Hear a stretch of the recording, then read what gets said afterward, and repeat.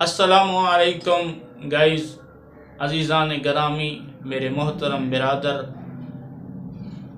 الحمدللہ میں بھی خیریت سے ہوں اور آپ لوگ بھی خیریت سے ہوں گے۔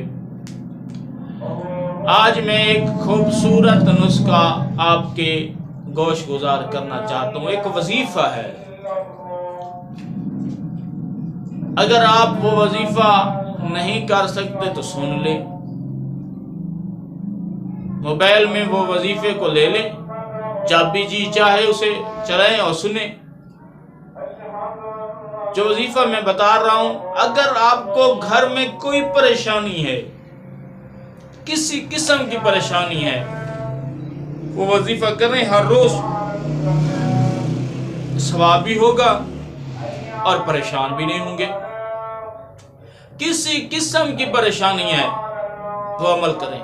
وہ عمل کون سا ہے؟ امام فرماتے ہیں، امام طاہر فرماتے ہیں، وہ ہے سورۃ الرحمن، جسے امام طاہر نے فرمایا قرآن کی یہ دلہن سورت ہے۔ دلہن سے کیا مراد ہے؟ خوبصورت سورت۔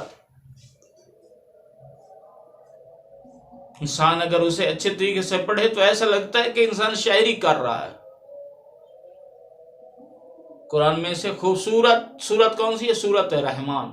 ہر روز کسی وقت بھی آپ پڑھ سکتے ہیں۔ صبح پڑھنا چاہیں پڑھ لیں، دوپہر کو پڑھنا چاہتے ہیں پڑھ لیں، شام کو پڑھنا چاہتے ہیں پڑھ لیں، نماز مغربین کے بعد پڑھنا چاہتے ہیں پڑھ لیں، ظہرین کے بعد پڑھنا چاہتے ہیں پڑھ لیں، فجر کی نماز کے بعد، اس دن میں کسی وقت بھی پڑھ لیں۔ اگر آپ پڑھ نہیں سکتے، عربی آپ کو پڑھنی نہیں آتی تو سن لیں، اپنے موبائل میں ڈاؤن لوڈ کریں،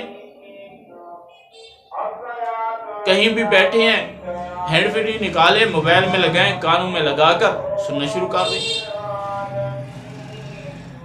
تو آپ کبھی بھی کسی معاملات میں پریشان نہیں ہوں گے، اور کریم خالق آپ کی غیبی مدد کرے گا۔ وہ مدد جب اللہ کی شامل ہوتی ہے تو انسان کامیاب ہو جاتا ہے اور پریشانیوں سے بچ جاتا ہے۔ قرآن کی یہ سورت کو اپنی زندگی کا معمول بنانے سے آپ کی پریشانی حل ہو جائے گی۔ کوئی بھی پریشانی ہے، اگر آپ چاہتے ہیں کہ جی چاہتے ہیں کہ میں پڑھوں لیکن عربی نہیں جانتے، تو اردو پڑھ لیں، ترجمہ پڑھ لیں۔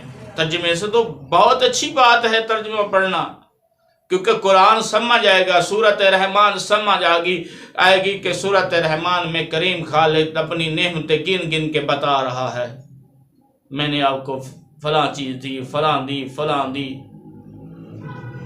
تو قرب حاصل ہوگا۔ ترجمہ پڑھنے سے خدا کی معرفت ہوگی، تو ترجمہ پڑھ لیں، ترجمہ پڑھ سکتے ہیں ترجمہ پڑھیں، عربی پڑھ سکتے ہیں تو عربی پڑھیں، سن سکتے ہیں تو سن لیں۔ انشاءاللہ تعالی امام طاہر فرماتے ہیں کہ یہ اٹل اور حتمی بات ہے کہ آپ پریشان نہیں ہوں گے۔ اگر آپ کو یہ میرا نسخہ سورۃ رحمان کا پسند آیا ہے، عمل کریں اور میرے حق میں بھی دعا کریں، اور میں آپ کے حق میں دعا کروں گا۔ والسلام علیکم۔